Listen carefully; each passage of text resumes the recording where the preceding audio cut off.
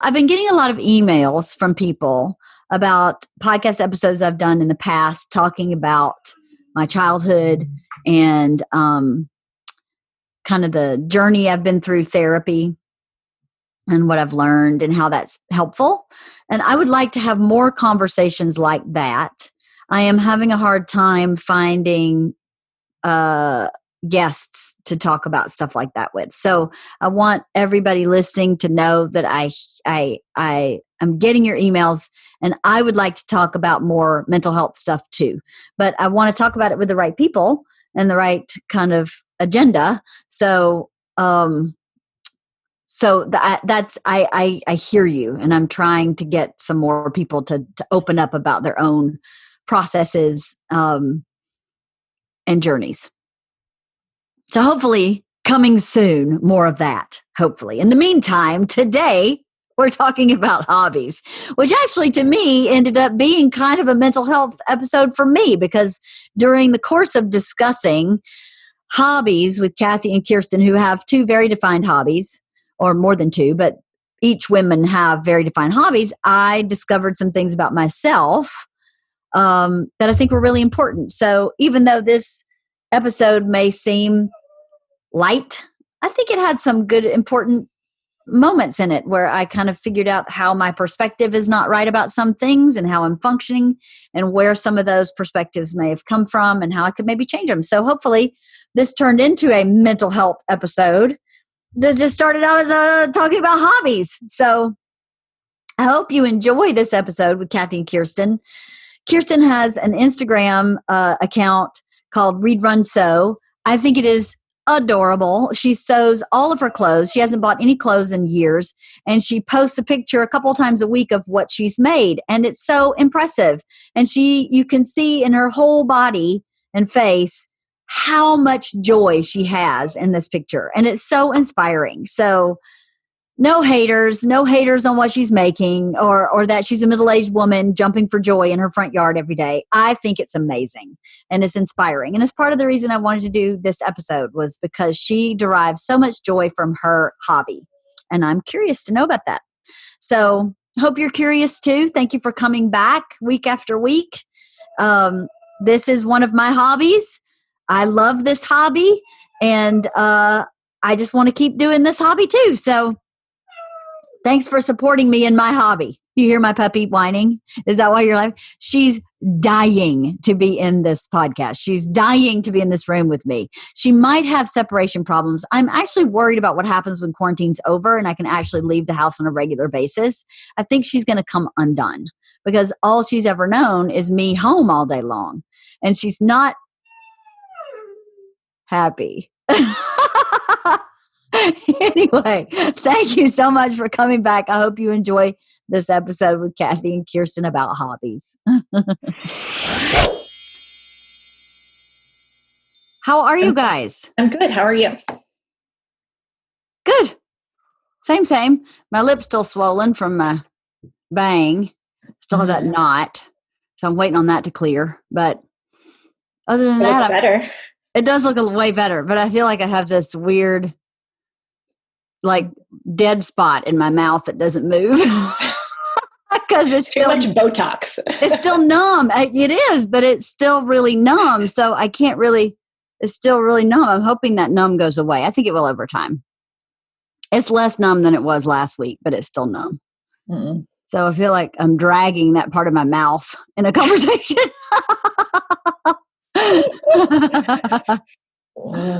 So I wanted to talk to you guys today, first of all, because I haven't talked to you forever on my podcast, forever. And I wanted to talk about hobbies. I don't think I have any hobbies. And I think the two of you have hobbies. And what are you laughing at? That's so funny because Steven said, what are you talking about today? I was like, I'm not really sure. I think it might be hobbies, but like, I don't have any, so I don't know what the hell I'm going to say. Yes, you do. No. And then Steven, of course, was like, sure you do. I was like, okay. But so what did he say? I feel like has 100 hobbies that she does every day and is amazing at all of them. Yeah. I have like too many hobbies. I need more job. Yeah. I bet you are not alone in feeling that way. Yeah. But wait, Cathy, I want to know what hobbies Stephen said you had. Well, I mean, obviously baking. Well, yeah, that's why I wanted you on the podcast, because that's a hobby. I guess technically it's a hobby. And then I was like, okay, so we also do a significant amount of like home repair, remodel stuff, which at this point has maybe become a hobby, I guess. I don't know. Like we redo a lot of things. And I do a big portion of that. Not that he doesn't do that. And then the only other thing that could potentially be a hobby is I'm slightly obsessed with succulents and like growing and whatnot. But mainly it's because I can't kill them. It's the only thing I can't kill.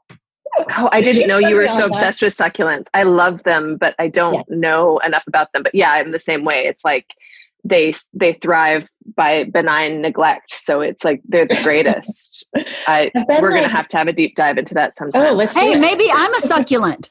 I think I thrive through benign neglect. I think that's exactly what I am. I'm a succulent. Oh, you just answered all my questions. Okay, we'll deep dive into you next. And my lack of hobby. I was thinking about this because, Kirsten, I enjoy your Instagram posts so much. And for people listening who are not subscribed to her Instagram, it's called Read, Run, Sew, right? Yes. And it's the most adorable. It makes me happy every single day. Oh, you're adorable, and your poses are so positive. Yes. Do it every day. That's so impressive. I don't do it every day. I've only done it every day for the month of May, but it feels like every day. It does, but that's impressive. Yeah. It's really impressive. And what's even more impressive, for those of you who don't know, one of Kirsten's hobby is sewing. And so everything you wear in those posts, you've made, right? Mm-hmm. Yes. So correct. Crazy. So I thought to myself, go ahead, Kath. I said, they're gorgeous. Like everything you make is beautiful. Yeah. Oh, thank you. So. And fun and whimsical and interesting and not something I could ever do. Not ever. And I know you say I could, but I could not. That sewing machine over your shoulder would be thrown against the wall and gleefully watched explode.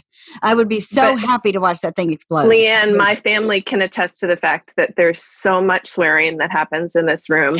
And they've had several interventions with me where they're like, is this fun or is it not? Because there's so much screaming and cursing and crying. Not anymore as much, but definitely for the first year and a half, I was just like, and crying and. And you stuck with it still. Yeah. That's impressive. Well, I learned something. I had read this years ago, and I did not take it to heart, which is that I heard the advice that everyone should have several things that bring them identity. Whether it's hobbies, work, whatever, that you need to have like a rounded amount of interests, because inevitably something will get taken away. So for example, my Richard's grandmother was a painter. Her favorite hobby was painting. She painted these beautiful landscapes, and then she went blind. Oh my goodness. And so then it's like, she was a fascinating woman, and she developed a lot of other hobbies. She was great. But I heard all of this and I thought, interesting.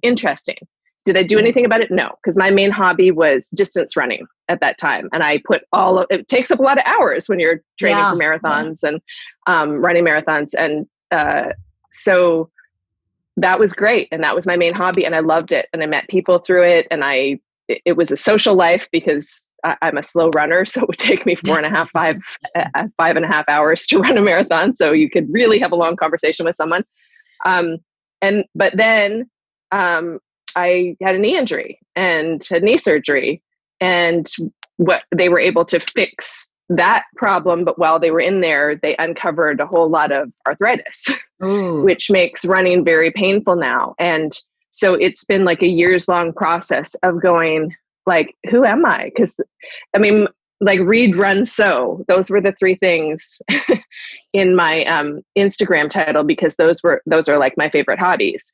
And suddenly it was like read and sew, but I'd barely sewn anything at that point.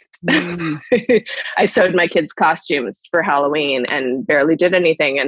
And so it was very like identity crushing to go like, well, I'm not a runner. How could I call myself a runner when I can barely run? And I haven't done a marathon in 3-ish years now. Maybe it's more. I don't know.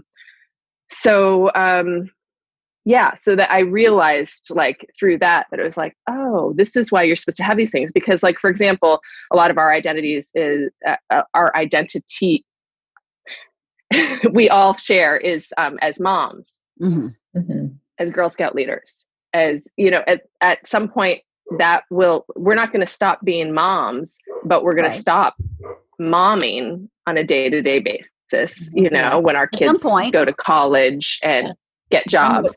One would hope. You know, we're never going to cease to be. One would but hope. It's, you know, it's definitely going to take up a lot less time. And so, and the same thing with jobs, like a lot of people just their entire identity is their career. And at some point that either has to go away because, or sometimes it's just like you get laid off, or, you know, life evolves, technology evolves, and you're suddenly made redundant, and that job doesn't exist anymore. And so anyway, that's what I learned that from this article, and then through my own experience, that you have to have like a bunch of different balls in the air, so that if one's taken away, you're like, oh, I still have these ones here that I can juggle.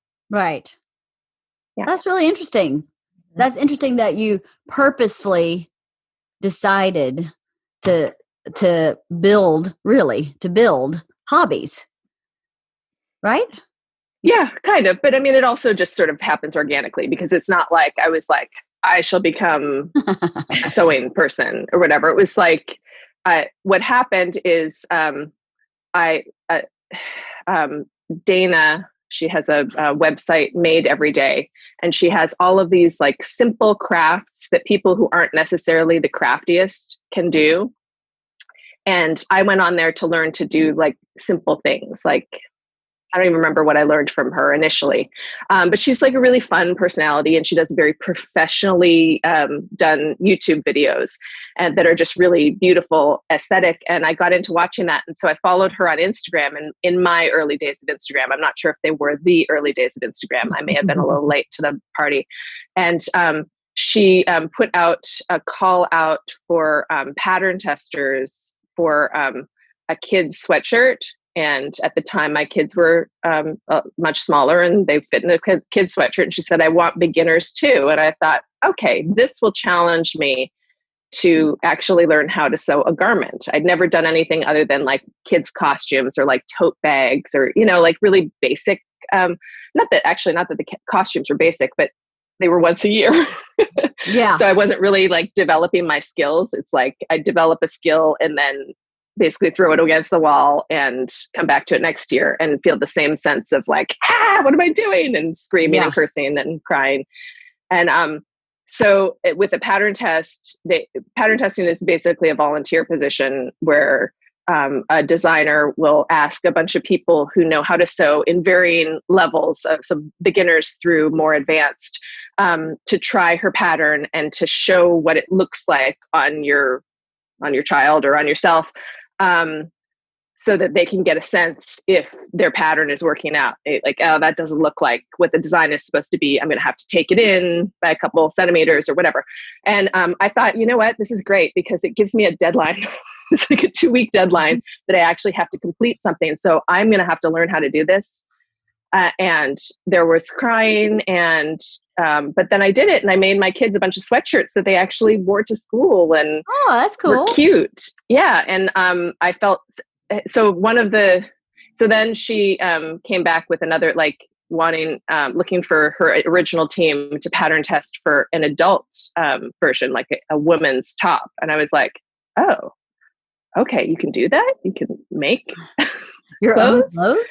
Yeah. It literally, it's so crazy, but it didn't really occur to me. I just thought, okay, well, moms make their kids clothes. Sure. But I buy my clothes from Target mostly. Right. On a quick whip through Target, and it's like, okay, that looks good, and then grab it. And so I made myself a shirt in that. But for that, there was like a Facebook group, but like a private Facebook group where all the pattern testers like shared their pictures of how it was coming along, and then we like supported each other. And I found this amazing group of women who were just really fun, and like a lot of them were making their entire wardrobes. Like, wow, they had stopped shopping, and I was like, you can do that? Like, wow. And so then I got into it hard. So that was like in May of 2018 that I did that pattern test, and from then on, I have not bought an item of clothing other than bras, shoes, and bathing suits the first year. And then I learned how to make bathing suits last year. And I was like, oh, I'm never going back. Oh my God. That's insane. Yeah. You make bathing suits? That's so hard to do. I do. Well, I mean, it's like everything though. That's what I learned through this, is that everything is like going to IKEA, like buying your furniture at IKEA.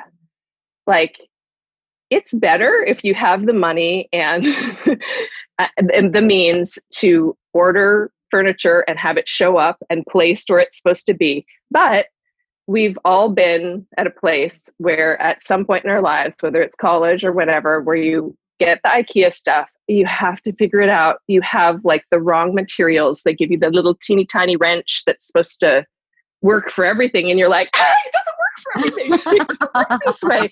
And then you have these like really substandard instructions, which is like, okay, there's 10 steps, but this is like a 400 step piece of furniture. It's written in hieroglyphic, isn't it? Exactly. But then somehow you do it, you get it put together. And I mean, my God, I had this chest, like this wooden chest that I built for myself when I was single. And I mean, so many tears went into that IKEA chest, but I loved that thing. I felt such pride in accomplishment. And it's not like I did the woodworking or anything. Yeah. I didn't like chop down the tree and plane the wood or anything. You assembled. I assembled it from IKEA, but I had such a sense of satisfaction. And it was my kids' toy chest for years and years until finally something broke off and we were like, you know what, this just doesn't really work anymore. But I mean, I had it for like 20 plus years, and it brought me such a sense of accomplishment. And I realized when I took up sewing that everything is like building that IKEA chest, because really it's like, you know, baking is following instructions. Like, of course, there's art to be added to it, and, you know, adjusting recipes and making something even better. But if you can follow a recipe or a pattern or whatever, if you can follow instructions, you can do most anything in life. Because at this point in life too, there's a YouTube tutorial for everything. Isn't that the truth? For literally everything. Yeah. Yeah. And I think that, I don't know if you guys feel like this, but I feel like since our generation weren't, they call it, is it like techno natives? Like, so our kids are techno natives, where it's like they grew up in the era of the iPhone, and, you know, everybody having an encyclopedia in their pocket. You know, you can find anything on there, but that's not my go-to. It hasn't been my go-to, where I'm like, okay, well, how would I find this out? Who would I know, or whatever? And then it's like, oh, there's a YouTube tutorial for that. Duh. Right. But yeah, I mean, I think that at this point in life, really, it's just, you know, the wider your imagination is, like, you can do anything, really. You just have to find the time, make the time, and and have the drive, because sewing isn't for everybody. Not everybody wants to sew all their clothes. Well, that's not the point. Is not to sell people on sewing. It's to sell people on a hobby. Having a hobby is supposed to be really healthy for you. I don't think I have a hobby. So in my post fall and break my face world, I'm trying to balance myself a little better. And so I was just curious about, I have questions about your hobbies, even though your baking hobby is not a hobby, but still a hobby. I think that Cathy's feeling about that, though, has more to do with, I think that sometimes it's like, well, but I'm making this for my family, or I'm making this for my friends. So is this a hobby? Like, we're consuming it or whatever, but it's still, it's just sort of like all in the way that you look at it. Because sometimes I feel like, well, is this a hobby? Because I'm not shopping anymore. Like, so it's just, I'm making my own clothes. Like, it's consumption in a way, but anything is a hobby. It's sort of like the attitude that you go into it with. If it's something that brings you joy, which I think baking brings you joy, and you're not getting paid for it, then it's a hobby, right? I guess technically, I don't know. It is hard to see it as a hobby. So what do you see it as? I don't know, just something I do. I don't know. Like, isn't that weird? Like, I don't really know the definition of a hobby necessarily, but. Well, let's look it up. So my thing about you, Cathy, is that you bake, you seem to bake constantly. Like there's never a time at your house where something isn't baking, hasn't just been baked, or is preparing to be baked, I feel, at all times. And so. Yeah, it is a pretty, almost a daily occurrence in this house. Right. And so the other piece to the maybe not so hobby makes me think is that my children and my family, if there's something not in one of those stages of being baked, they're very upset. So has it become a chore at this point? Because they're like, what do you mean there's nothing to eat? Which of course is a very different statement than not having anything freshly baked to eat in this house. But well, that's something you set up because you're such a I know. Okay, here's the definition of hobby. Mm-hmm. An activity done regularly in one's leisure time for pleasure. So, is baking a hobby for you? I mean, I guess technically, yes. Yeah. Yeah, I mean, I do enjoy doing it. That's why I do it so frequently. I do enjoy trying new things. Like, that's the other piece of it, is that it's as much of it as is repetition, because people are like, oh, do this, do that. A lot of it is like, yeah, but I'm tired of that. Let's do something different. Let's try something new. What about this? So I guess in that way, it is a hobby, because it is always challenging and looking for something different. It's problem solving, like your home improvement. Yeah. Yeah, you go, There's crossover. Say that again, Kirsten. I think there's crossover in all skill sets, like where it's like baking is a skill that you have and it's a hobby, but then it becomes a chore when it's like, well, just make those blueberry muffins. I want those blueberry muffins again. And you're like, oh, with the blueberry nut muffins. I feel like that about like hemming pants or like sewing badges on a Girl Scout vest, where I'm like, okay, I have the skills to do this. Right. This is not a hobby for me. This is not fun. This is like, oh my God, I better get them on there because a chore. Right. Yeah. Yeah. That's a really good point, actually. That is a good point. That is a good point. Leisure time is the part that's throwing me with the hobby. I don't tend to have a lot of leisure time. So I guess one would have to create leisure time in order to have time to have a hobby, right? Yeah, but I don't know about thing, that. Leanne. I don't think that Cathy is made of lots of leisure time, and I certainly am not. No, well, I think that's why Cathy doesn't think of it as a hobby, is because it's not leisure time.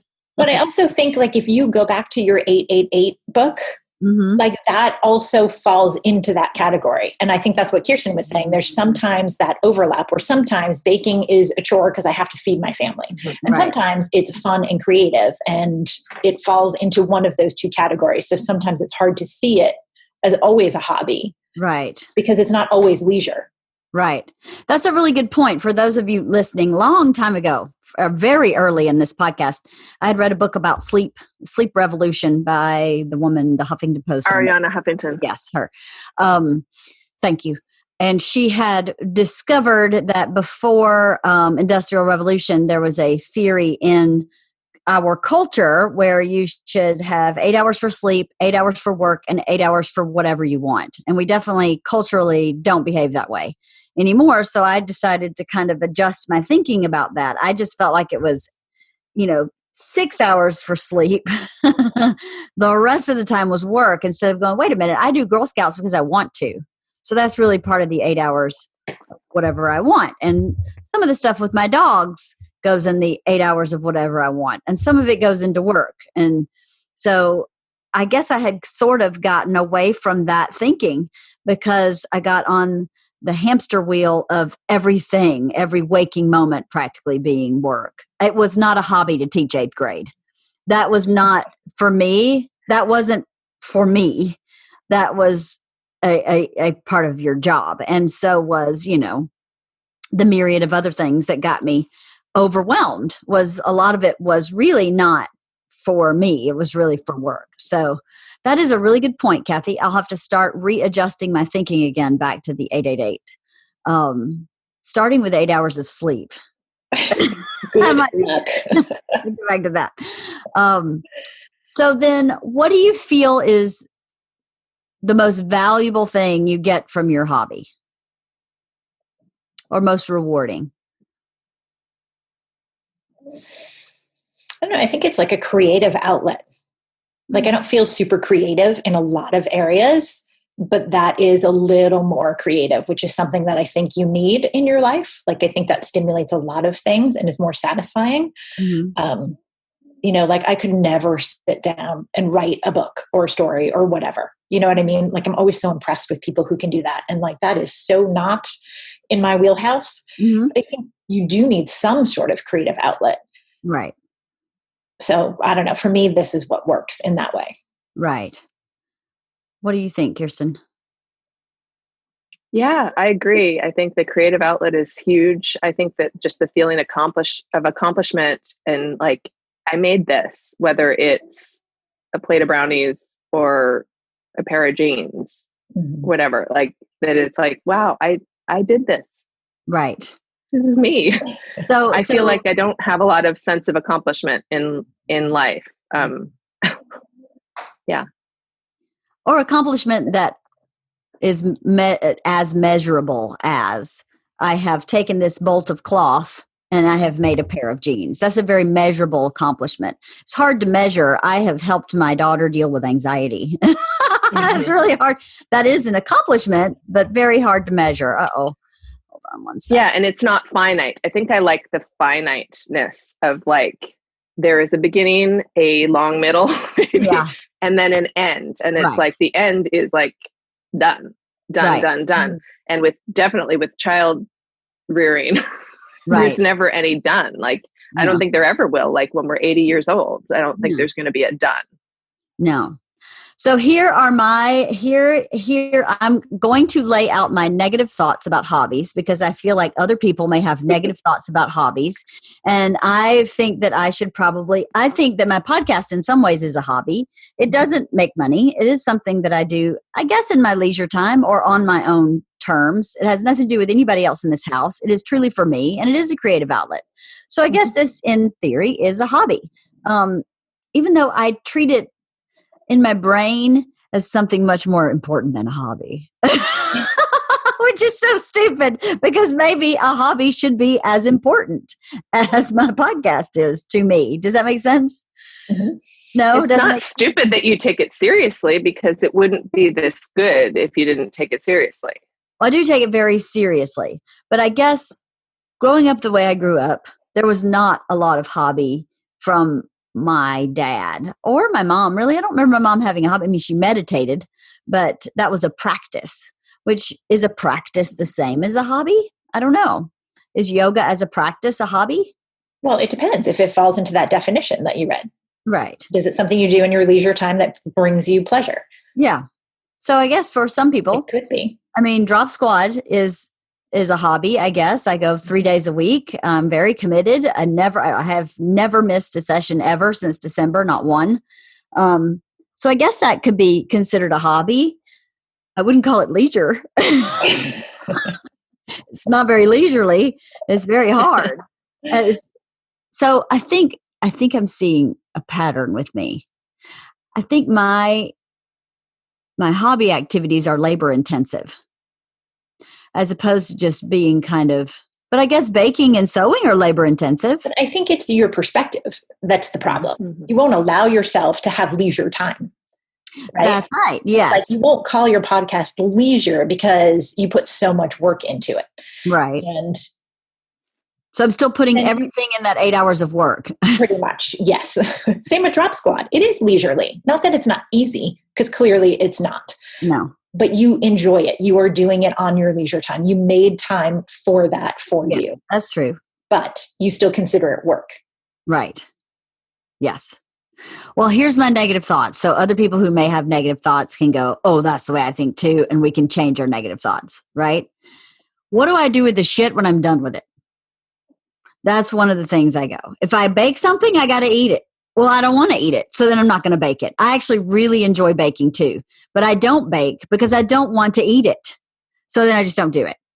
I used to be into like silly little like string arts projects, and I will not do anything like that because I go, what am I going to do with it when I'm done?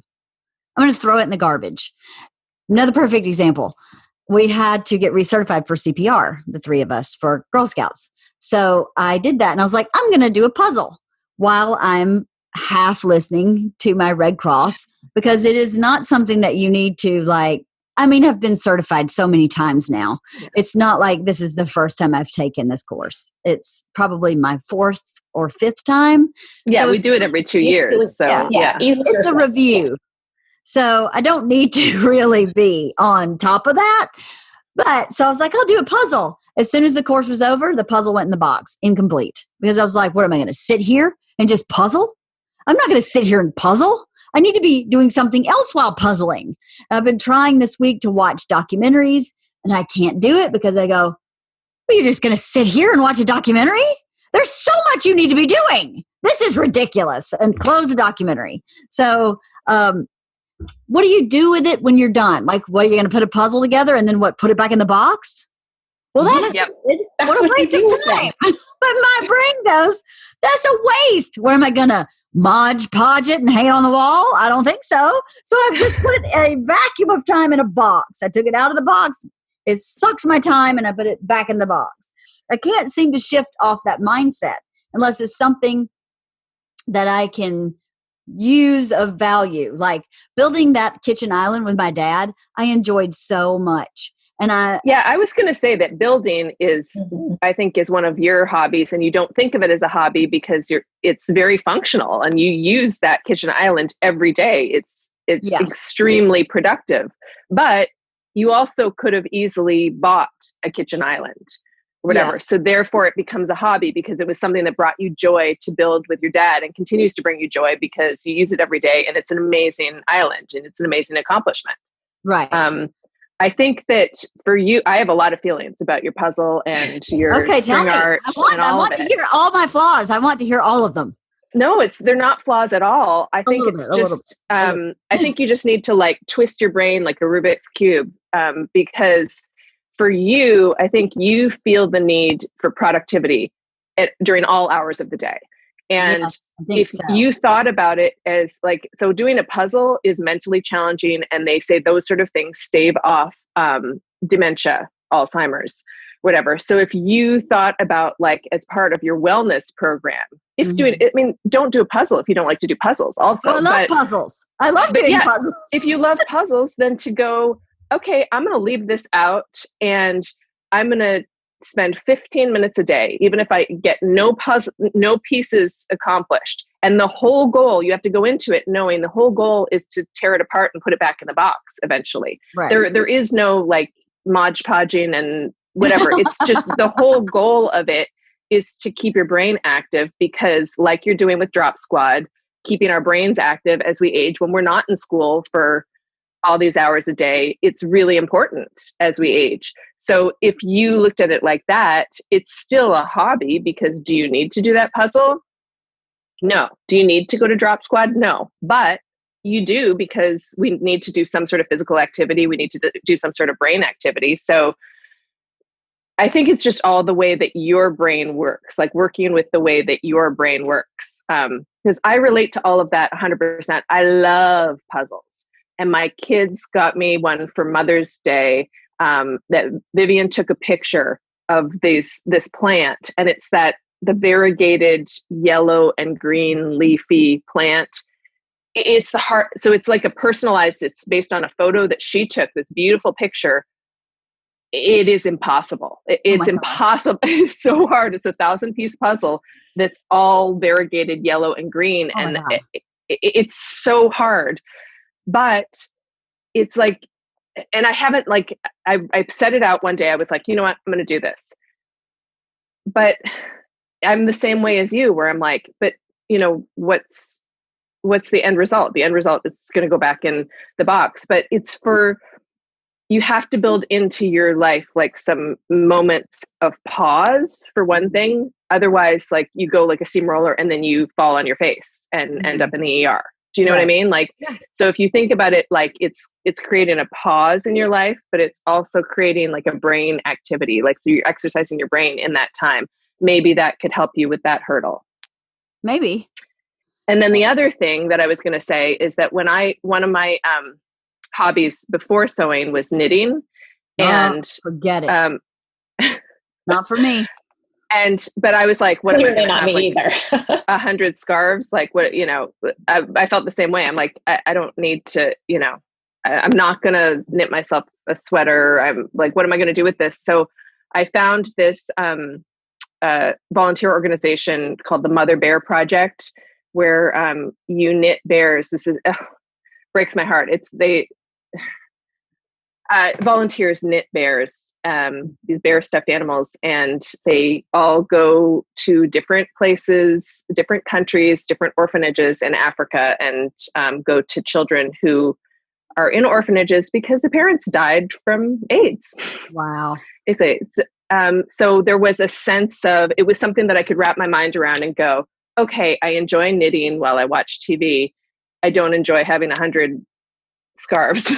Right. Or whatever. I'm not really interested in pursuing this on a deeper level to do like really tough work. So like, okay, so I made a bunch of bears and sent them to there. But there are a lot of, you don't have to knit bears. But my point is like, there are a lot of like crafty things, or like baking wise. Like I know that Cathy gives a lot of her baking away. I've seen it over the years. I've tasted it over the years. So there's always some way to give it away, and then also to throw it away. If you want to try your string art and throw it in the trash, who cares? Like you can do something just for the sake of doing it. I have a hard time with that. I do. I was talking to my dad's, I call her wife. They're pretty much married. They've been together a long time.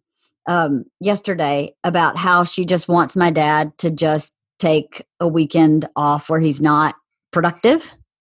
Because for him, like a day off is building a fence to buy goats. And, I don't know if you've ever built a fence. It's fucking hard. It's really hard to build a straight, like it's not easy work. And he thinks it's leisure work, but in his brain, it's leisure work. And at the end of the day, he's as exhausted as he is when he works a regular day at work. And he does this all weekend. He does this in all his retirement. And I find myself very similar, where there's no middle speed, sort of. I'm having a hard time with the middle speed. Everything is go, go, go, go, go, go, go. Well, let's go, let's go, let's go. And I don't know that it's always necessary. And I think I had gotten a bit more balanced before I started this freight train with Bert last fall. I think I got back into an old pattern, which was put your head down and push through your day and get as much shit done as you can. And even though since I fell, I am doing really good with only doing 2 things on my to-do list a day. But that leisure part with, I decided I would read for about 15, 20 minutes in the morning, at least 30 if I could. And I have been doing that. But there are some days where I go, really?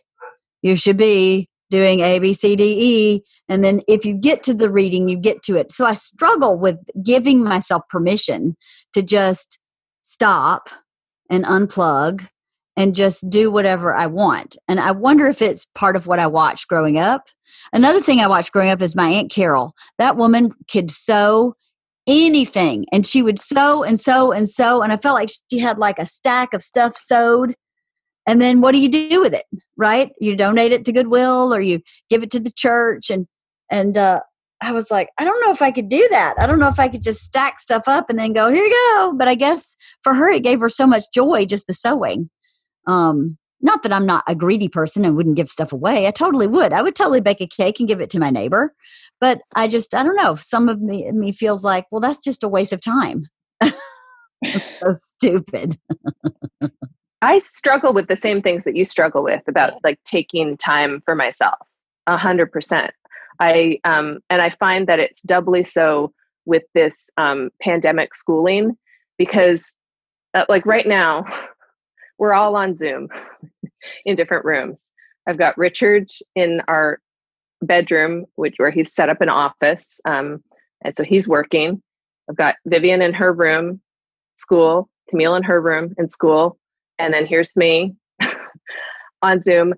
If I wasn't doing this, I have found myself doing more housework and like senseless housework and senseless I've felt this overwhelming steamroller drive to like not sit down at all. And Richard and I started watching a TV show together a few weeks ago at night. And he was like, you know what, this is okay. But if you want to watch the rest of it, like realistically, like work's out of control. We're not going to be like staying up to watch a show at night. So if you want to watch it sometime when the kids are in school. And I was like, what? Like watching TV during the day? Like people do that? That's allowed? Is that legal? Like, right. Because I go through the same thing. So one of my workarounds, and I don't know if this is good advice, because I think that actually the advice should probably be to both of us to sit on the couch and read that book. And if your voice is telling you, I shouldn't be doing this is too much me time, blah, blah, blah, blah, blah, blah, blah, blah, then to just go shut up and to do it anyway, to maybe set a timer for the book. Instead, what I've been doing is listening to a lot of audiobooks. So I can be like, I'm cleaning, I'm doing laundry, I'm washing dishes, I'm doing all the things, but I'm also listening to a book. So it's like me time and work time. It's a hybrid. Yeah. A hybrid. Hybrid model. So, okay. I could see, I see what you're talking about there. I could definitely clean and listen to an audiobook. That I could do a hybrid for sure. But Cathy, so Kirsten, you told us kind of how you got into sewing. So how did you get into baking, Cathy? How'd that start? Oh, God, I don't know. It's actually started a long time ago. Stephen will tell you this very funny story when I was back in college that I made the worst apple pie ever known to man. It was just disgusting and probably thrown in the garbage. So we started from there. But then what did you do? You didn't say, well, clearly I can't bake. What did you do? I don't know. It's just something that I've always liked doing. So I just I figured, like, if you start at the bottom, you only got to go up, right? Yeah, I guess so. To get better. So were there no bakers in your family growing up? Let's see. Not limited. Both my mom and my grandmother baked a little bit, but it was more like my mom was definitely out of a box. Like everything of her generation was sort of out of a box. Even though she made dinner every day, there was a lot of like combining of like products. You know what I mean? Yeah. Although she was an amazing gardener and we always had like fresh vegetables. Like it was insane. But baking, not so much. And my grandmother had like a few specialties, but like she made the most amazing applesauce, which isn't really baking, but kind of. Processing. Yeah, I guess. So, no, I guess nobody really did in my house. I don't know. I guess I just wanted to. That's so cool. So it just kind of grew slowly over time. Yeah, I think. Do you think it grew out of curiosity? Maybe. I think it also just grew out of, I I don't know if I want to say boredom or whatever, but I think once I started being a stay-at-home mom and had kids, like I started doing a lot of like baking the kids food or making their food from scratch or whatever. Cause I was like, why the hell would I pay all that money for processed crap? Like these are my kids, they're little and this is important and whatever. And it became like really important for me to not buy processed baby food or whatever. So I would make my own. So lame. That's not lame. That's where my head was at the time. It's kind of lame. Like kids are just fine eating processed baby food. I'm just saying. But that's sort of where my head was. So it just became that. And it became like, I know I can do this better, or I know I can do it without having 8 million ingredients in it or whatever. Yeah. So it just sort of grew from there, I think, over time. Right. And then, and honestly, just having more time being at home with little kids with, not working. What else am I going to do? Okay, let's just bake something. So, but anyway, I was going to go back to, I know we sort of changed topics, but I was laughing because I built a puzzle last week. You did? I did. Yes. I have no idea why. I mean, I love to, and I do it maybe 3 times a year. Like it's so infrequent, but I pulled one out last week and it was very funny because I got really stressed by it. Like it was super fun, but then I was like, this is taking too much time. It's taking too much time. Why the hell is this taking too much time? Like, and I can't not finish it. Like I had to finish it. Yeah. And it was, a challenging 1,000-piece puzzle. And then like when I was done, it got broken up and went back in the box because what the hell else are you going to do with it? Like that's the whole point of a puzzle. Yeah. Provide pleasure for a little bit and then put it away and do it again in 2 years or whatever. I don't know. But right. Well, it definitely did bring me stress towards the end. I was like, this is taking too long. I got to do something else. This is like a waste of my time. Yeah. At the beginning, it was worth it. Yeah. At the beginning, I was 500 pieces, not 1,000. There you go. That's the advice. Maybe. You can do that in one day. Maybe. I used to be the I must finish it person, like with the book and with the puzzle and everything. And with this, I was like, let's face the music. This is going to be sitting on my dining room table for a month. I can't have it on my dining room table for a month. And my house isn't that big. I don't really I have 2 enormous, rowdy, rambunctious dogs. So the idea of putting a folding table up and putting a puzzle on it, that thing's going to end up on the floor. I mean, there was so many times the puppy got up on the table because I was working up there to see what I was doing because he's a puppy, and pushed half my puzzle off. And I was like, this thing's going back in the box. I can't leave it out. But if I could have left it out, I probably would have and just poked at it here and there for 2 weeks and then put it in the box and complete and angry. Well, I don't know. Bert and I talk about hobbies a lot because when Bert was in therapy, his therapist said, all you do is work. You have no hobbies. There is no discernible hobby in your life. You've now turned like work into a hobby, which is in some ways good, but you need to do something that has no value to anyone but you, because that is what makes you healthy. So he started leather working. And, the thing about Bert and I that I don't realize, I think, is we are very similarly wired. If he is going to make a leather pouch, he is going to buy the supplies and sit down and finish that leather pouch in one sitting and move on. And then never pick the leather up again. See, I did my hobby. Mission accomplished. He's never done leather working again. Ever. And I think I am very much the same way where I go, I'll get you a hobby. You ready? I'm going to do this and I'm going to finish it and then it's over. And then I don't have it and then I'm done. Right. So, but I think the thing about a hobby is like what the 2 of you do is something you want to do over and over and over again. You want to build on what you've learned or you're curious about more facets of that. Like I'm sure when you started baking the apple pie, you weren't thinking about making sea salt caramel at the time, but over time you're like, what about candy? What about this? What about that? And it kind of grows, right? But Leanne, I think that what you and Bert do, I think that still doesn't mean that it's not a hobby. I think that it's okay to have just to have a bunch of different, like to just try a bunch of different things. And that's okay to be a hobby too. Like Richard was talking about this when he said, what are you podcasting about? And I said, hobbies. And he said, I don't have any hobbies. And I said, well, CrossFit is your hobby. And he said, yeah, I guess. But, other than CrossFit, like, what do I do? And I said, but you try different things. Some people love to try new things.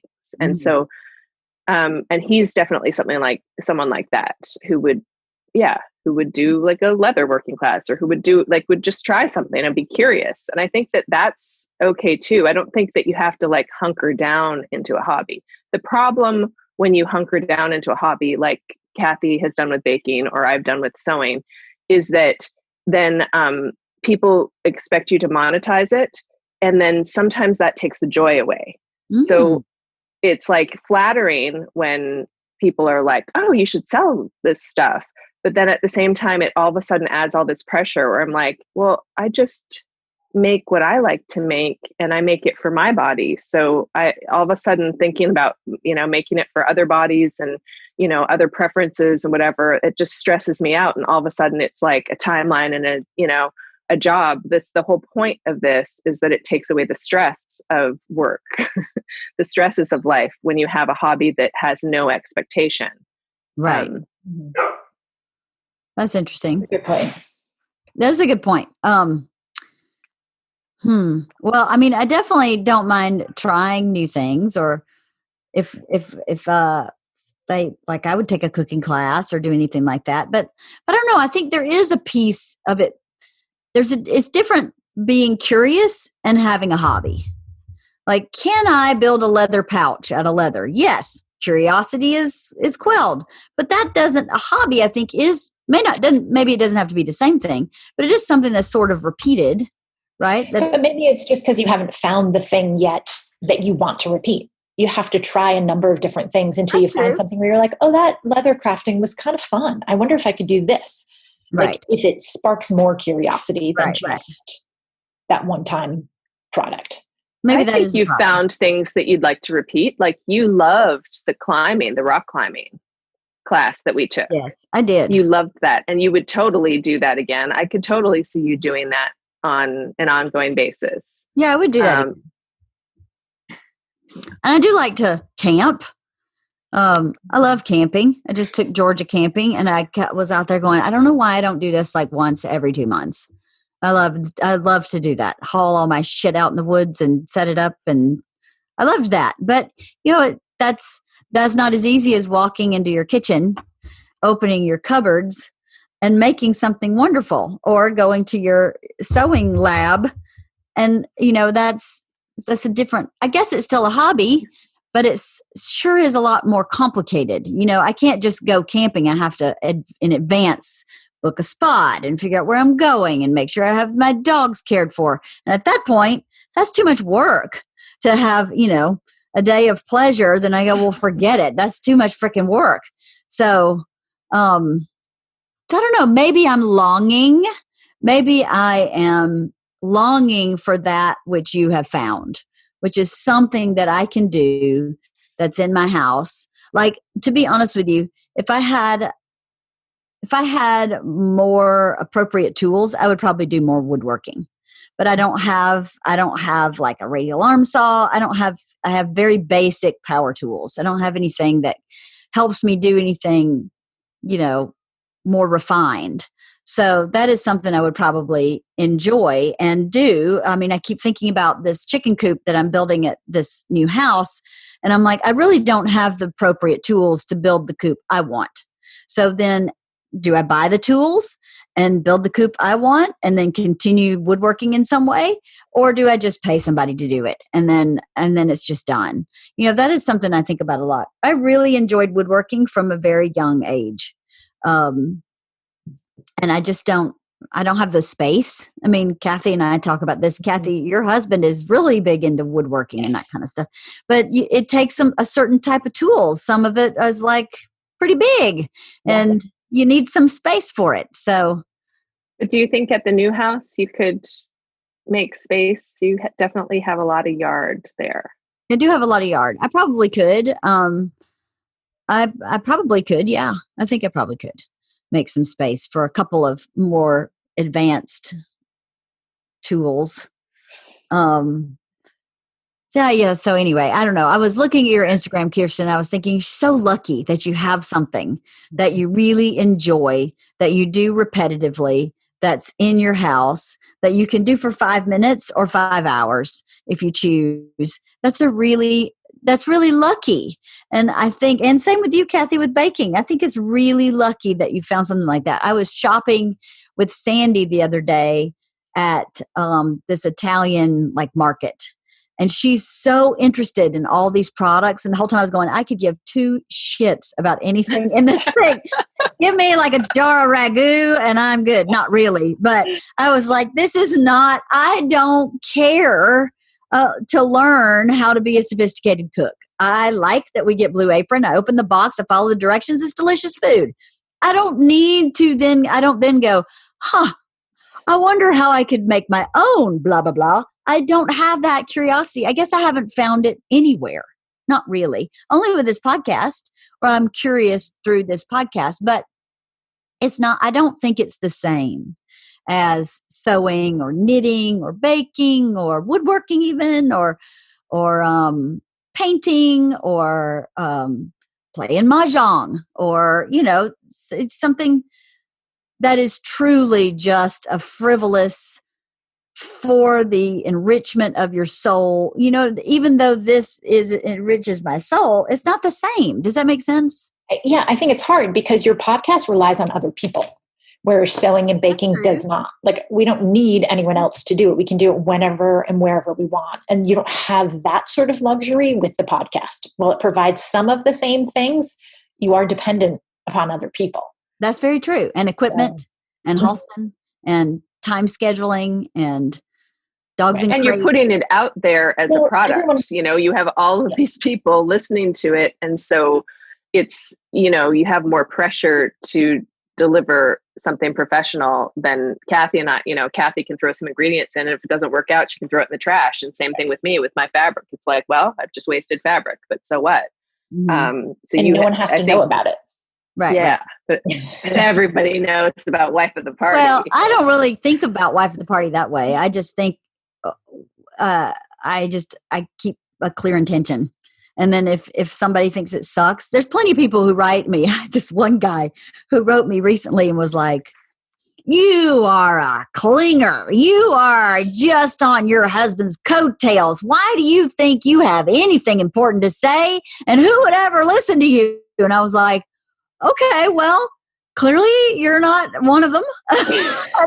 and I don't ever claim myself to be an authority on anything, just to have learned some things that I'd like to talk about publicly so that other people can go, yeah, maybe I should learn that too. But I was why is he listening or taking the time to write to you? I don't understand. Isn't that funny? I was like, well, clearly I struck some kind of chord because somebody would never have time unless they're just a very sad person. But yeah, you're right. This is not a self-contained, right. And really, neither is camping because that requires, it's not like I'm in Georgia. I could go camping anytime I wanted in Georgia on my grandmother's farm. I could just go, hey, I'm going to pitch a tent in the backyard. Is that okay? Yeah. I don't have to call, and there's no forest fire burning me out of my campsite. So I don't know. Maybe I'm longing for something like that. For something like that just has to do with me and requires, no planning, no dog sitting, no, like that. Did you ever do the Artist's Way? I started it. Yeah. Because I remember doing that, way back whenever that came out, 25 years ago or whatever. And she talks about going back to things that you loved in childhood. And so for me, it took me like 45 years to discover that I was really into sewing. Were you into sewing as a child? I wanted to, but I didn't really have the time or the money to invest in a machine and all of those sort of things. But what I was really into, when I was in middle school, my friend and I wrote the fashion column for the school newspaper. I was really into fashion. As a preteen and teenager, I subscribed to all of the fashion magazines and was just like obsessed. I knew all of the photographers and models and designers and all of that. So in a lot of ways, this is sort of like a coming back to that time in my life, which, you know, I'm not claiming to be a fashionista. My God, I'm like pushing 50. I'm not, you know, this is, but it's like, but it's bringing me back to the joy of that, of like, does it, you know, for so long, I was like trapped into the being a mom who shows up an appropriate mom. So just like a very nondescript, grayish outfit that isn't going to look threatening. I'm not going to be that mom who's showing up like, hello, you know, right? like, with my hat and my jewelry and accessories and my hair done and, you know, all this stuff. And which, you know, by the way, like, more power to them, like to those moms. I just felt like I had to be a certain type of person that was palatable to all. And I think I'm realizing as I age, and then just through rediscovering this passion, which really was in a lot of ways a lost passion, like that it's like, oh, well, I'm gonna wear colors and prints and do my thing and take my crazy pictures on my front lawn, be the supermodel in my own Instagram. And so what? Like, I'm sure there's so many people who are like, oh my God, this is so age inappropriate. This is so cheesy. It's so, like, there's a million different things. And believe me, they all run through my head before I post. I'm always like, oh God, I know there are going to be so many people who this is just too much. It's just too much. But I think that it's a real, you know, it really does bring me back to that, like that 12-year-old me who was writing the fashion column for Queensmount newspaper. That's awesome. That is kind of what your Instagram post looks like. A 12-year-old trapped in a beautiful middle-aged woman's body and soul. But I love that because you're so joyful in all your posts. It's just, you're just like emanating joy. It's really cool. It does make me happy. Well, it's cool another that thing you're about sharing it too with other people, so other people can see that, you know, that you're proud of yourself. It's, you know, I think I watched this thing last night. I got sucked into Facebook. Mike Rowe, who, you know, the Dirty Jobs guy, Mike Rowe, is doing a new show for YouTube called, crap. I knew I would forget the name of it. I should have written it down. Basically, his producers find small town do-gooders and they go and kind of interview them about how they do good, and then they give them a cash reward for doing good, and they can do whatever they want with that cash reward. And the episode I saw last night was a 94-year-old woman in Pahrump, Nevada, who started a tap dancing school for the 50 over set. And she's 94. She's been teaching tap to the 50 and over set for like, I don't know, 25 years or something. And they were interviewing all these women, and the women were saying, this is where my joy is. I am so happy tap dancing. And they do these little choreographed shows in full costume. Like they wear like Vegas girl, showgirl, age-appropriate Vegas showgirl costumes and perform at veterans events. And then they'll charge a fee to perform, and they donate their entire fee. So they do it for free. And it was the most awesome thing, because I thought, this is all these women's hobbies. They rehearse 3 days a week and they tap their little butts off. And every single woman he interviewed was like, this changed my life. This absolutely changed my life, because it's for me. And it is all about joy and positivity. And I thought, that's what I'm talking about. Coincidentally, we had already set up this podcast about hobbies, but I just happened upon that video last night, and I was like, I want that too. Like that's what we should be having. Like you're saying, when things go away, you could tap dance sitting in a chair if you're unstable on your feet in that arena where you're 50 plus. And I'm sure if someone were injured, she would let them sit in a chair and tap dance, because it's about being together and about tapping. And of course, I imagined all of my friends in the age appropriate 90-year-old Vegas showgirl costumes, thinking, how fabulous would that be? But yeah, I think I am starting to long for something like that, like sewing and the obvious joy that you portray in every photograph. I would like to feel that too, about something that is just frivolous and maybe just me. I mean, maybe that's the point too, is maybe this is the bigger point.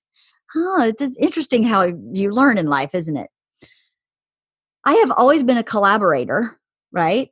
And I wonder if part of collaboration, I mean, I'm really good at collaborating. I'm an awesome collaborator with Bert. I think we collaborate great as a Girl Scout troop. I collaborate with my contractor on my houses. I'm collaborating with the person helping me with my kitchen design. I'm an awesome collaborator, great team player. But my mom always said this to me. And even though my mom is not always the best, sometimes your mom knows you best. She's always said, you never believe in yourself to do anything by yourself. So maybe that's accurate. Maybe a hobby for me is about just being for me, because I didn't set up a podcast where I sit and talk to in a mic. Bert wanted me to do that. And I tried one episode and I said to him, I feel actually dirty. Like I feel like I need to shower. That was disgusting. I'm not going to sit and talk in a microphone. For me, I know other people do it and it's awesome. But for me, it makes me feel gross. Like that's gross. I don't need that.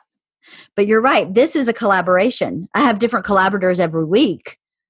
Even if my collaborator is Halston, I still have a collaborator. But I don't do anything totally by myself. Not anything. So maybe that's what I'm longing for. Is something that belongs just to me. Interesting. I do read by myself, but I mean, that's a little bit different. You know, I think reading is reading. You know, everybody on the planet pretty much can read. But I wonder if that's what is bothering me about it. Is that maybe that's what I need, is something that's just for me. Because I have never had that ever. Not ever. I mean, even the thing I was best at when you're talking about what were you good at as a kid was water skiing. You can't do that by yourself. I was an excellent water skier. Can't do it by yourself. So I can't think of really anything I did by myself. I drove a mean go-kart. Man, I could drive a go-kart into the ground. And that was by myself. But I don't know how I would translate that to now. I drive a mean carpool. Let me tell you, I can run you off the road like that. I don't know. Maybe I think that's what I'm searching for, is what is your joy has to do with you alone. Where do I have that? I don't know. Good question. I don't know. Maybe that's my journey. Find a One hobby. of many journeys. One of many. I know. I think I should claim myself to be a journeyman. I think I am a journeyman. Just I don't go very far. And there's your hobby. You're nothing but a journeyman. The journey's all here. Does that make sense to you guys, what I said about not ever doing anything by myself? You know, it's interesting because you are very much a leader in so many ways. So it's interesting that you feel like you're not doing anything for yourself. You know what I mean? I had that same thought that I was like, you're such a leader. So it is interesting to think about you as a collaborator. I see where you're going with that. Like, but yeah, I think you're seen as a leader, but you see yourself as a collaborator.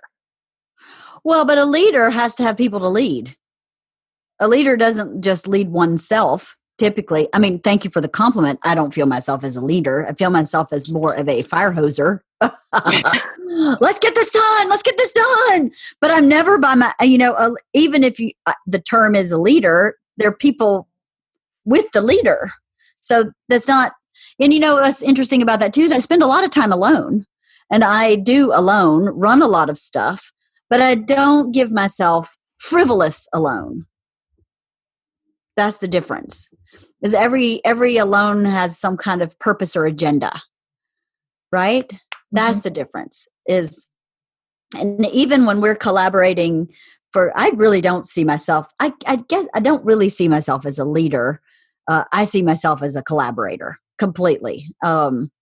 Bossy maybe, but I don't know about leader. But yeah, I think this is the bottom. This is the bottom I was looking for. This is the answer I was looking for. Why it's been bothering me. Because it's really, when things bother you, there's a reason why they're bothering you. So why is it bothering me that I see these hobbies happening, and it bothers me that I don't have one? Not that I need your hobby or that I'm envious of you having your hobby, just that I feel now like that is lacking for me. And why? I think that may be the why. I think I have never really done anything frivolous by myself. Not really. I can't remember doing anything frivolous by myself. Maybe I did. Maybe if one of my family members who listens to this can remember you used to blah, blah, blah all by yourself. Please remind me, because I can't, nothing's coming to mind. What about like writing though? I mean, I know you used to do that with others, but I mean, that definitely falls into your definition of frivolous category. Just writing? Yeah. Sitting and writing.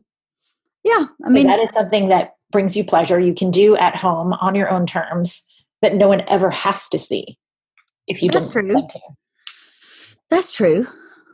Yeah, I could. But like, you don't allow yourself, you've been talking about it for a long time, but you don't allow yourself to actually sit down and write. No, I don't. Part of it is I'm afraid to do that, because when I was writing before, I am, I don't know if you've noticed this, I'm a very intense person from time to time. And the way I used to write was really immersive, where I would sit down and write for like 8-10 hours a day, 6 days a week. And I've tried to write in like a more regimented, and I get really frustrated, because with writing, it takes a minute, or at least for me, to kind of get in the flow of writing. And then I don't want to be interrupted. I don't want to stop. And inevitably you're interrupted, and it pisses me off. And then I go, well, then fuck it. I'm not doing it. That's what's happened in the past. Life now may be less like that. So I should probably revisit it.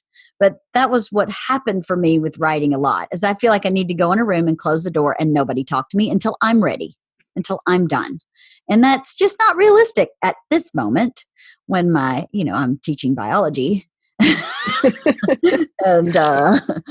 reading the Cask of Amontadillo to my daughter, who goes, I have read this 3 times and have no idea what this is about. And I read it once and go, me neither. Let's read it one more time. So, but you're right. Writing could be that. I should explore that and see, even if I just start small and say, just journal about something. I've never been a journaler. Maybe I should just write down my thoughts and feelings for the day, or my intention for the day, some kind of small, completely doable. That's another thing I do. I don't know if you've noticed this. Why don't we go to the Grand Canyon and rent donkeys as a Girl Scout troop and go down to the river and whitewater raft? You're like, maybe you just need to drive to the Grand Canyon and look in. And then drive home. Maybe that's enough. But maybe we should learn to rock climb in one day and then climb 3 major mountains in one day. That's kind of how my brain works. So maybe I need to downshift my brain a little bit and say, just write down your thoughts for the day and start with that and see where it leads you. I do write a lot in my brain while I'm driving, and when I'm in quiet places, I'll start writing and I'll go, fuck, I wish I had time to write this down. This is really good. And then I just don't ever go write it down. So that's a really good suggestion, Cathy. What if you dictated those thoughts when you're writing in the car? What if you just, hit the voice memo on your phone and just blah, blah, blah it out? And then, so your job for the day is to just transcribe that. You could do that. or whatever. And then it's like at the end of a month, a couple of months, you have these little pieces that you're like, do I want to write more on this? Do I want to deep dive into one of these? I don't know. It's a really good idea. You know what? It just came to mind. I was talking to another mom in the neighborhood who is taking a UCLA Extension creative writing class. And which one? Oh my God, we got to talk. You are? Okay. Yeah. I start on October 6th. Yeah. She's in it now. She's been in it all in the summer, I think. Okay. But she's a psychologist and she took it for fun, for a hobby. And it's about this particular creative writing class, I guess, is about writing a story. It's like storytelling. So they have asked her to look for stories in her life to write as a story, like as a written piece. And she said she's enjoyed it so much because it's something from her life and it's helping her, just gives her an incentive to put pen to paper. And this conversation, she had asked me how Bert and I met. And I told her the whole story about how Bert and I met. And she went, that would be a perfect story for my class. Maybe you should take this class and write the story in the class. So maybe that's what I'll do.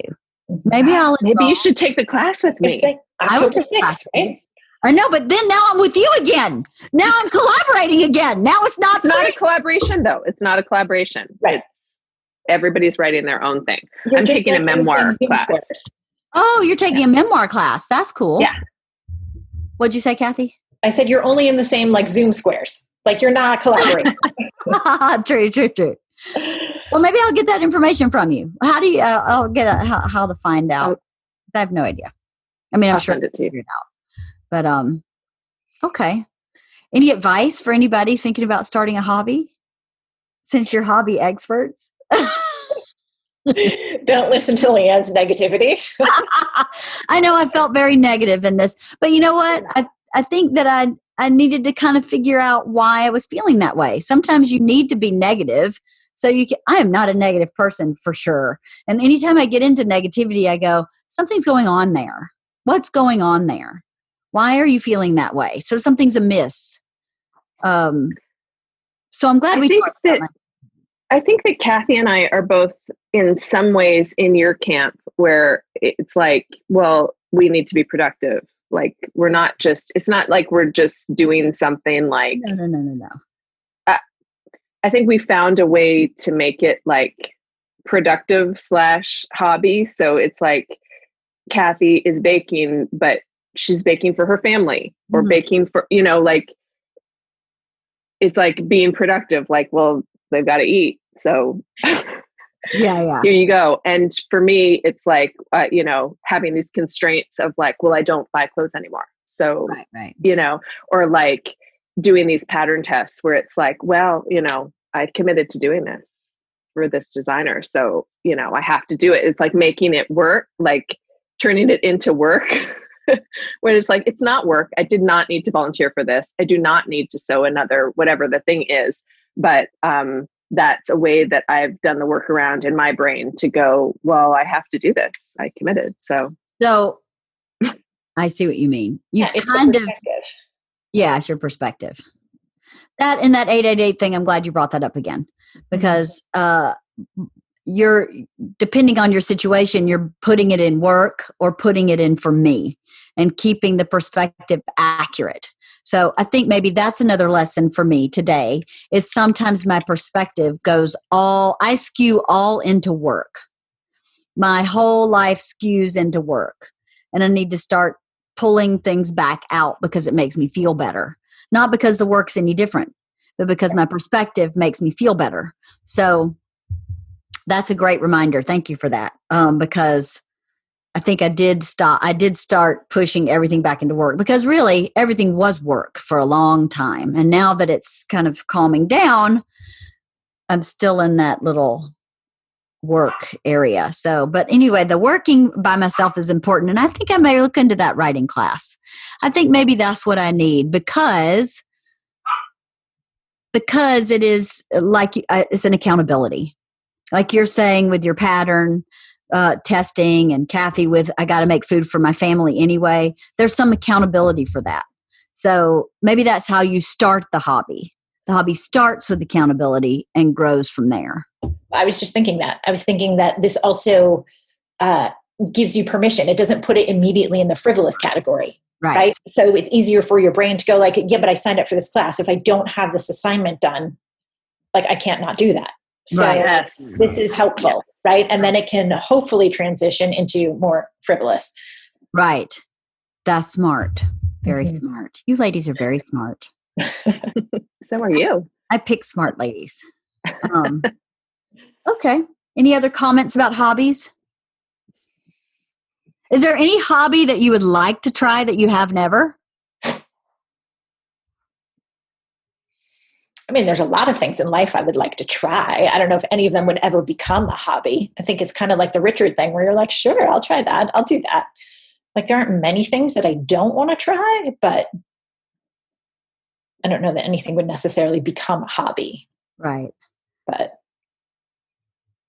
what's one thing I agree, Kathy. Yeah, I agree 100%. Like I would love to like take hip hop class, like being like an ongoing thing, but it's like, you know, right now, is that happening? I guess I could look up a Zoom one or whatever. I don't know. Yeah, I want to try a lot of things. And and I guess like there's a certain organic thing to like something becoming an actual hobby versus like trying it a bunch of times. And I guess that's right. Like it sticks. It does have to be organic.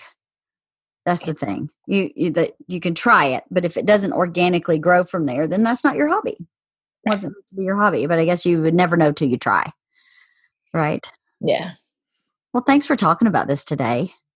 I appreciate it. Sure. I can't wait till we can do this in person again. Oh my goodness. I'm tired of seeing you people on Zoom. It'd be so nice, wouldn't it? Oh yeah. It would Human be contact. Really, yeah. It would be really great someday. 2025. I'm really negative today, right? 2025. All right. Well, enjoy your day. Are you doing any hobby today? Writing for me today and hopefully some sewing. Yeah. Kathy, are you baking? Probably not today. I have like 8 million other things. I don't know what happened. Like I was really loving this quarantine where like life slowed down, but I feel like it's all of a sudden got fast again and I'm not really enjoying it. But I have like this laundry list of things that has to be done today. And I'm not super thrilled about it. So yeah, I have days like that too, where I go, hold on, we are going at warp speed. I thought we were supposed to slow down. Well, Kathy, I poached her hobby and I forced her, not really, but I asked her to make some gift baskets for some of Bert's business associates. And I asked her to make an additional basket for my house. The meringues are gone. Totally gone. Yeah, I heard actually. Did you hear? Isla was texting Lily and she said, those pink and white thingies were really good. I know. Yesterday, she is being a teenager, is refusing to eat breakfast. I don't eat breakfast. And I'm like, okay. Well, lunch for her is like 2 p.m. So she's waking up at 9 and putting no food in her body and is a nasty, nasty asshole. And so I've just started bringing her food and sitting it on her desk and going, you don't have to eat it. I just thought, I just put it there. So yesterday I brought her, I made homemade coffee cake, which is her favorite. So I made coffee cake and I had like a piece of coffee cake, some mango and a pink and a white, a raspberry and a vanilla meringue, and brought it and put it in. She was like, I told you I don't eat breakfast. And I went, fine, I'm just going to sit it here. And if you want. And she was like, what's the pink and white thing? I said, those are meringues and Kathy made them homemade. And she goes, oh, I'm not going to eat them. I don't even like meringues. And I went, okay, you don't have to, but it's there in case you a little nibble. You got fruit. You just a nibble. I come back in, both meringues are gone. Like 2 hours later, the box is half empty. And this morning I woke up, box is empty. Both boxes were empty. She wiped those meringues out. That sucker. That's hysterical. That was pretty funny. I do not eat breakfast. I told you. It's like, oh my God. All right, Linda Blair. Can I tell you, your other daughter texted me, and I'm not going to tell you what time the text came in, but she's like, excuse me, I thought Pop-Tarts were being made. I didn't get any. I was like, wrong basket. It's like, okay, hi, Captain. You'll be getting some soon. I had a suspicion that she was up very late last night. So I'm assuming this text came in very late. It was this morning, not yesterday. Yeah. Well, I knew that. So not because of you, but because I knew that she's losing her phone today at a certain time of day. As last night I thought, I have a new puppy who doesn't like it when people are awake when we are trying to sleep. So if they're up in the house, he will bark at them. Like he's going, go to bed. Don't you know what time it is? Go to bed. And so he was barking last night at 1:15. And I went, George is still awake. It was before that, but. Yeah, but I knew she was, and I'd already told her, you need to be off your phone by 11, which I think is really late. By the way. And their argument was, if I go to bed at midnight, I'm getting up at 8:30. It's 8.5 hours sleep. And I keep saying, but you need 9 to 10. You need 10 hours sleep. And I cannot, this has become an almost immovable, ridiculous. In this household too, same thing. And then it's the eye roll. You only need 8 hours of sleep. I'm like, no, actually that is not accurate. Not as a teenager. Right. It is the same flipping argument in this house. Midnight is like an acceptable bedtime. I'm like, it's not. It's not. Not at my house either. No. Yeah. No, same here. I keep saying the same thing. This is, to me, I would like you in bed at 10:30. And both my kids are like, that is ridiculous. That is completely undoable. That is not going to work for me. There is no way. 10:30? What am I, 5? And then one of Georgia goes, so-and-so, one of my friends' mom makes her go to bed at 9:30. And you know how much shit we give her for that? We make fun of her incessantly because she's in the bed at 9:30. And ultimately, she sneaks her phone and calls us anyway and is up till 1 o'clock in the morning anyway. So hadn't you rather I just be honest with you than sneak? And I'm like, oh my God. That's what I want. Oh boy. I want the phone off at 10. I want you in the bed at 10:30, asleep by 11. That's what I want. And then you get up at 8. I mean, their school doesn't start till 9. So she can sleep till 8:30. That's 9 hours sleep. That's what I want. Yeah. It's completely unreasonable, by the way. I am such an asshole. Yes. Are you also an asshole? What time do your kids go to bed, Kirsten? What, 9:30? I try to get it going earlier, but no, they're staying up late. They're not, I mean, I hope they're not staying up until midnight. To be honest, I don't really know because I'm an old lady and I was sort of born an old lady. Like I always go to bed early. I was always the first one to fall asleep at a sleepover when I was a kid. So last one. That was me. Well, I'm glad to know and not glad to know that it's happening other places too, because it's really, really frustrating. And I had told them last week, phone's off at 11. If I find that you're on your phone past 11, I own that phone at 11. I will take it from you. I feel like I can't take it from them unless they do something really major, because that is their only connection to their social life. And social life is so important. So that's my boundary. And last night was the first night I sniffed it out. I was like, she's totally on her phone. Totally on her phone. Phone goes on my desk now tonight at 11. Maybe I should do 10. Maybe she will then go to bed at 10:30 because she's got nothing else to do. All right. Well, thank you, ladies, for talking about this. I appreciate it. All right. Thank you. I miss you. And we'll see you again. You too. And send me that stuff about that class, please. I will. Would you? I will. All right. Talk to you later. All right. Have a good day, ladies. You too. Bye-bye. Right.